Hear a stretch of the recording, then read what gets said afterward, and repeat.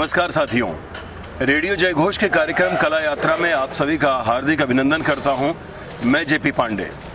मित्रों, यूं तो कला के बहुत सारे आयाम हैं, लेकिन हमारी कला तब ज़्यादा उपयोगी साबित हो सकती है जब उस कला के माध्यम से हम इस प्रकृति का संरक्षण कर सकें और जो आजकल एनवायरमेंटल प्रॉब्लम्स आ रही हैं उसका समाधान हो सके, स्वच्छता बढ़ सके।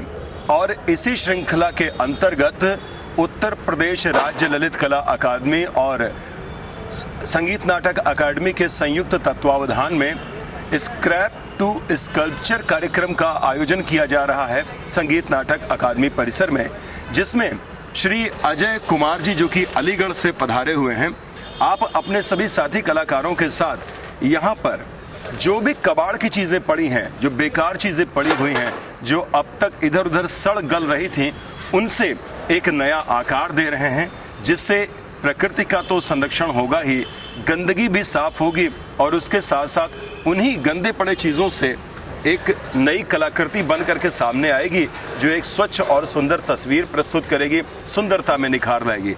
अजय जी, आपका बहुत बहुत स्वागत है। धन्यवाद सर। अजय जी, कैसे इसकी शुरुआत हुई? शुरुआत तो सर, जैसे हम लोग सभी बच्चे आपस में स्कूल में तो पढ़ते ही हैं कला के बारे में, और थोड़ा सा हम लोगों को ज़्यादा रुचि थी तो फाइन आर्ट को लेकर, तो इसलिए मैंने फाइन आर्ट में इसी से BFA किया, bachelor of fine art Gwalior से, फिर MFA किया मास्टर ऑफ फाइन आर्ट यहाँ लखनऊ आर्ट्स कॉलेज से। तो हमारा मतलब मेरा पूरा फील्ड ही इसी में रहा है करियर ही। अब तक की जो भी पढ़ाई है वो स्कल्पचर को ही लेके हुई है, मतलब फाइन आर्ट में। एक ज़माना था जब आर्ट्स का मतलब सिर्फ ड्राइंग, पेंटिंग, इसी तरह की चीज़ें समझी जाती थी या मूर्ति कला समझी जाती थी, प्लास्टर ऑफ पेरिस और पत्थर इत्यादि से निर्माण होते थे। लेकिन ये जो नया सृजन है कि हम कबाड़ को यूज़ भी कर लें और उससे एक सुंदर आकृति बना सकें, ये इनोवेटिव ख्याल कहाँ से आया? इसका ख्याल एक तो सर ये, जैसे मैं जब BFA कर रहा था तो BFA मेरा ग्वालियर से था, तो हमारा आना जाना भोपाल में ज़्यादातर लगा रहता था। तो भोपाल में जनजाति संग्रहालय है, तो वहाँ आदिवासियों का यही पूरा मतलब कलेक्शन है। तो मेरा जो आदिवासी लोग हैं जितने भी हमारे, चाहे मध्य प्रदेश में हो या राजस्थान में हो या फिर छत्तीसगढ़ में हो, आदिवासियों का एक ये रहा है कि जो उनके आसपास जो चीज़ें पड़ी रहती हैं वो उसी को लेके अपना काम करते हैं। उनको कोई ऐसा मीडियम नहीं चाहिए जैसे हम लोग आजकल खरीद के ला रहे हैं बाजार से नया नया मीडियम बहुत सारा, वो उसमें काम नहीं करेंगे। वो अपने लकड़ी में, ये लोहे के शिल्प यानी लोहे में या फिर कहें पीतल, ये सब चीज़ें या घास फूस से बनाते हैं। मेन आइडिया मेरा वही है और उसी पे मेरी रिसर्च भी चल रही है। मतलब PhD मेरा हाँ, मेरा जो PhD चल रहा है वो भी मेरा टॉपिक वही है, जनजाति संग्रहालय। तो यही है मतलब उसका प्रेरणा का स्रोत सबसे ज़्यादा आदिवासी लोग। आपके साथ बहुत सारे और भी जो कर्मी हैं, जिन्हें हम ये कह सकते हैं कि एक तरह के इंजीनियर हैं अपने आप में, और कला की पढ़ाई करने के बाद इंजीनियरिंग का कार्य कर रहे हैं, मशीनों से खेल रहे हैं और मशीनों के द्वारा काट पीट करके सुंदर कलाकृति, चाहे हम ग्रामोफोन की बात करें या वीणा की बात करें या नर्तकी की बात करें, इस तरह से आप बहुत सारी कलाकृतियाँ बनाते आ रहे हैं। तो किस किस तरह के कबाड़ का हम इस्तेमाल कर सकते हैं इसमें? सर पहले तो ये बताना चाहूँगा, जैसे आपने कहा ना कि ये लोग इंजीनियर हैं या जो भी है, तो मेरा कहना ये है कि हम जो कलाकार हैं, और कलाकारों में भी मूर्तिकार, अगर वो कोई अगर मूर्तिकार है, वो अगर उसने अच्छे से मूर्ति कला को पढ़ा है या जाना है, तो उससे बड़ा मतलब कोई वो नहीं है, ना तो कोई इंजीनियर है ना कोई कुछ और है। मूर्तिकार चाहे वो, जैसे हमको बनाना है 100 फीट की मूर्ति, तो उसको पता है कि उसको कैसे कैसे बनाना है, क्या करना है। तो एक वो अपने आप में पूरा है। जैसे लियोनार्डो विंची थे, वो एक साइंटिस्ट भी थे, हर चीज़ थी उनके अंदर, जो उस समय लोगों ने सोचा भी नहीं, आज जहाज जैसे उड़ रहा है उस समय स्केच करके चले गए। तो ऐसे कलाकार एक अपने आप में संपूर्ण है। वाह। चूँकि हम देखते हैं ना कि जब इस तरह की चीज़ें बनानी होती हैं तो जहाँ पर कला की नॉलेज होनी चाहिए, उसी के साथ साथ इंजीनियरिंग का भी पता होना चाहिए कि हम किस गियर का इस्तेमाल कहाँ कर सकते हैं, जंजीर का इस्तेमाल कहाँ। दूरी के हिसाब से, जैसे हमको स्कल्पचर 10 फीट का बनाना है, तो उसको हवा का भी देखना है, उसकी वजन भी देखना है कि वो ऐसा ना हो हवा तेज आए वो गिर जाए। तो उसी तरह से वो पूरा वही इंजीनियर सोचते हैं जब मकान बनाते हैं, जो भी देखते हैं, तो वही सिस्टम है कलाकार के साथ भी प्रॉपर। तो कब से ये कार्य कर रहे हैं आप? मुझे इस कार्य में मतलब करीब 10 साल हो गया, जिसमें मैंने 6 साल तो मैंने BFA MFA किया ही, उसके बाद 3 साल मैंने कानपुर यूनिवर्सिटी में पढ़ाया भी है इसी फील्ड में फाइनल।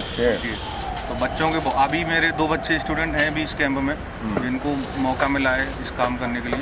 ऐसे ही बहुत सारा कानपुर में जो यूनिवर्सिटी छत्रपति साहू जी, इसमें पढ़ाया है, वहाँ बहुत सारे स्कल्पचर बनवाए हैं, बहुत सारे कैंप कराए हैं, मतलब इसी को लेके, कबाड़ को ही लेके। अच्छा, अब तक कबाड़ का कैसे कैसे आपने सदुपयोग किया और क्या क्या बनाया है, कहाँ कहाँ के लिए, किन किन विभागों के लिए?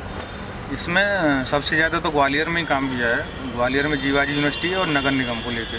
तो नगर निगम में बहुत सारी बेटी बचाओ को लेके संदेश दिए हैं, घोड़े बनाए या और शहीद स्मारक, टैंक और कुछ वीणा वादक और बहुत सारे इंस्ट्रूमेंट जैसे कि संगीत को लेके, मतलब ऐसी चीज़ें बनाई जिससे लोगों को, आम जनता को मतलब पसंद आए। इसमें कोई क्रिएटिविटी बहुत बड़ी नहीं है, लेकिन ऐसे ही ज़्यादातर हम बनाते हैं जो मतलब छोटा सा बच्चा भी उसको पसंद करे। ये मतलब संदेश है मेन कला का। कि ऐसा एक तो होता है विदेशों में आपने बहुत सारी कला ऐसी भी देखी होंगी, एब्स्ट्रैक्ट होती हैं जो लोगों को नहीं समझ में आती, लेकिन हमारा जैसे मैंने ये पीछे बनाया है, ये जो सामने दिख रहा है सब इतना बड़ा, पर इसमें कोई बहुत बड़ा काम भी नहीं है, लेकिन ये सबको दिख रहा है कि हाँ ये भोंपू बजा रहा है कोई, मतलब और बच्चे भी इसको समझ जाएंगे कि हाँ कुछ बज रहा है। तो ये चीज़ें हैं, इनमें कोई ज़्यादा बड़ी क्रिएटिविटी नहीं है बहुत सारा। हम देखते हैं कि बहुत से जगह पर इस तरह के कबाड़ होते हैं, प्रायः सरकारी दफ्तरों में भी होते हैं, घरों में भी होते हैं, तो हम इसका किस तरह से इस्तेमाल कर सकते हैं? ये सबसे मेन तो हमारा यही है कि जितने भी सरकारी विभाग हैं, वो चाहे यूपी हो या कहीं भी पूरे इंडिया में हर जगह हैं, तो अपने इंडिया में सरकारी विभागों में जितना भी कबाड़ है वो ऐसे ही पड़ा है, मतलब उसका कोई भी यूज़ नहीं है, वो बस पड़ा है, सड़ रहा है, और कभी कभी उसका टेंडर हुआ तो वो कब बेच दिया गया, इतना ही होता है उसके। तो मेरा एक संदेश यही है, जैसे मैं करता आ रहा हूँ, यहाँ पे भी हो रहा है, यहाँ पे ग्वालियर में भी किया है, एक दो जगह और भी जैसे कानपुर में भी किया है। तो हमारा उद्देश्य ये है कि जितना भी कबाड़ है उस कबाड़ से उसी संस्थान को सजाया जाए, जिस संस्थान में वो कबाड़ पड़ा है वहीं से उस कबाड़ को लेके और वहीं के लिए कलाकृति बनाई जाए, और कलाकृति में टॉपिक उसी संस्थान को लेके हो, मतलब लोग समझ सकेगा इसी से रिलेटेड है। ये मेरा संदेश है। इसमें लखनऊ यूनिवर्सिटी को भी अभी मतलब दिया है प्रपोजल, उसमें भी काम चालू हो जाता है जल्दी। तो आप इस तरह से विभागों को प्रपोजल देते हैं कि जैसे फिशरीज़ है तो हम वहाँ पर मछलियों की आकृति बना सकते हैं, या आर्मी है तो हम वहाँ पर उससे संबंधित विषयों का चयन कर सकते हैं? आर्मी में जैसे आर्मी में आजकल बहुत सारे आर्टिफिशियल टैंक आ रहे हैं ना, लोग केवल डराने के लिए बना देते हैं कि हाँ ये वैसे ही बना है, जैसे मैंने टैंक बनाया, मैंने आपको दिखाया भी था फोटो। इसी तरह से लोगों को मतलब कुछ ना कुछ कबाड़ से नया हो, और कबाड़ में मतलब यही नहीं है कि केवल लोहा हो, उसमें चाहे बोतल हो, प्लास्टिक हो या लकड़ी हो, कुछ भी हो, उसी को हमको बस एक अरेंज करके आर्ट मतलब रूप देना है। ये बताइए कि जैसे आपने कहा कि कबाड़ में प्लास्टिक हो, लकड़ी हो, बोतल हो, लोहा हो, तो अब तक आपने किन किन चीज़ों का उपयोग करके और क्या क्या बनाया है?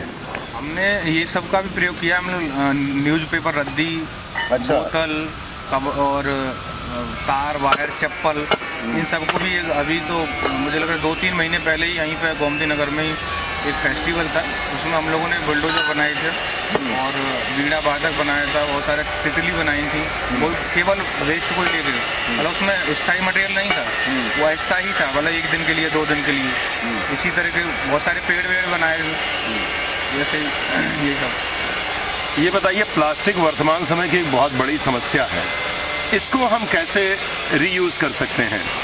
इसमें सबसे बड़ा प्लास्टिक को तो जैसे जलाए भी तब भी उसका प्रदूषण ही है, उसको मतलब ज़मीन में दबा भी नहीं सकते, वो ना तो गल सकता ना उसका कुछ, तो उसका सबसे अच्छा यही तरीका है कि उससे कुछ ना कुछ बनाया जाए, वो घर के लिए चाहे तो उससे बहुत सारी जैसे आजकल आपने देखा भी होगा इंडिया में चल भी रहा है, बहुत सारे पार्कों में टायर से बनना है, स्कल्पचर बोतलों से बनना है, मतलब कुछ ना कुछ बच्चों के लिए खेलने के, कूदने का, या एक तरह से सुंदरता को बढ़ाने के लिए सबका यूज़ कर रहे हैं कबाड़ को।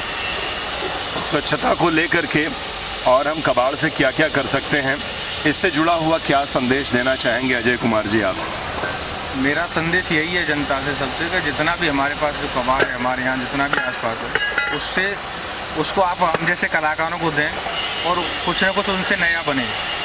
मैं यही कहना चाहूँगा, मतलब कबाड़ को वो बेचेंगे, मतलब ज़्यादातर लोग यही सोचते हैं कि बेच दिया जाए, बेचने में वो बहुत ज़्यादा लोहा भी होगा तो 30 रुपये किलो के हिसाब से बिकेगा, इससे ज़्यादा नहीं बिक पाएगा।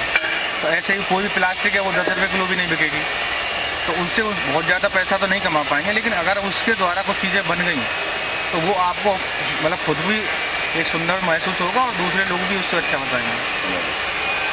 अजय कुमार जी बहुत अच्छा संदेश दे रहे हैं कि हमारे यहाँ जो कुछ भी कबाड़ है वो सबको यूज़ किया जा सकता है, बस आपके पास वो दृष्टि होनी चाहिए कलात्मक, जिससे आप ये समझ सकें कि हम बोतल का प्रयोग किस तरह से कर सकते हैं, या घर में पड़े हुए रद्दी अखबार का प्रयोग किस तरह से कर सकते हैं।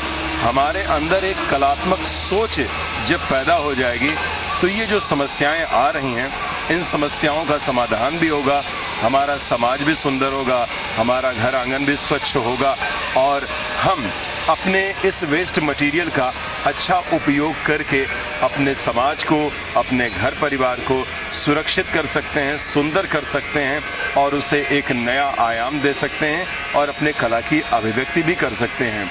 अजय कुमार जी हमारे साथ जुड़े, आपके साथ बहुत से और कलाकार भी काम कर रहे हैं जो कलाकार भी हैं और उसी के साथ ही साथ अंदर से एक इंजीनियर भी हैं जो चीज़ों को समझते हैं कि हम एक गियर को कहाँ जोड़ सकते हैं, हम साइकिल के हैंडल को कहाँ पे जोड़ सकते हैं, हम लकड़ी के पटरे को कहाँ इस्तेमाल कर सकते हैं। अजय जी ने ट्री हाउसेस भी बनाए हैं, पेड़ों के ऊपर इतने सुंदर सुंदर से मकान बनाए हैं जहाँ पर कोई भी बैठ करके अपना एक एंजॉय कर सकता है, रिलैक्स कर सकता है, पार्टी भी कर सकता है। अभी आर्ट्स कॉलेज में पिछले करीब 1 साल पहले, करीब 2 साल हो गया, हाँ 2 साल पहले हम लोगों ने एक ट्री हाउस बनाया था और उस ट्री हाउस में हम लोग करीब 10-12 लोग थे शामिल, जिसमें हमारे गुरुजी भी शामिल थे, धर्मेंद्र सर, लाली सर, ये लोग, उनकी मतलब प्रेरणा से ही बना था। वो ऐसा फेमस हुआ कि पूरी यूनिवर्सिटी के बच्चे उसी में जाके बर्थडे पार्टी मनाते थे डेली। उसको बैन करना पड़ा, उसको उसका हमको मतलब जीना हटाना पड़ा, जो सीढ़ियाँ थी वो हटानी पड़ी जिससे उस पर रोक लगे, नहीं तो डेली आके बच्चे पूरा सुबह से शाम तक उसी में बैठे रहते थे, बर्थडे पार्टी उसी में मनाते थे। वो बहुत फेमस है। तो ये तो एक हिट प्रोजेक्ट हो गया आपका। तो इसमें जैसे आप ट्री हाउस बनाते हैं तो क्या पेड़ों को भी कोई नुकसान पहुंचता है? नहीं, हम लोगों ने जो ट्री हाउस बनाया था वो पेड़ को पूरे तरीके से मतलब बचा के ही, ऐसा नहीं कि उसको कहीं से चोट लगी या नुकसान हुआ, कोई भी एक कील तक उसमें नहीं लगी पेड़ में। अच्छा। केवल जूट की रस्सी, टोटल जूट की रस्सी से हमने उसको बांधा और जो लकड़ियाँ अलग से लगाई थी उनमें कील भी लगाई और लोहे के तार भी लगाए, लेकिन पेड़ में कहीं कील नहीं लगाई, पूरा टोटल रस्सी से ही बनाया। देखिए, हमारे पास जब एक कलात्मक दृष्टि होती है तो हम बड़ी से बड़ी समस्याओं का निराकरण खोज ही लेते हैं, जिसके प्रत्यक्ष उदाहरण अजय कुमार जी हैं और इनके सभी साथी कलाकार हैं। फिलहाल कला यात्रा का ये अंक आज यहीं पर हमें समाप्त करने की अनुमति दीजिए। मिलते हैं आपसे बहुत जल्द। हम आभार व्यक्त करते हैं रेडियो जय घोष की तरफ से अजय जी का और इनके सभी साथियों का, और आप भी एक बार देखिए कि क्या क्या संरचनाएं बनाई हैं, आप अवलोकन कीजिए। मैं आपसे मिलता हूं बहुत जल्द दूसरे अंक में। नमस्कार। जय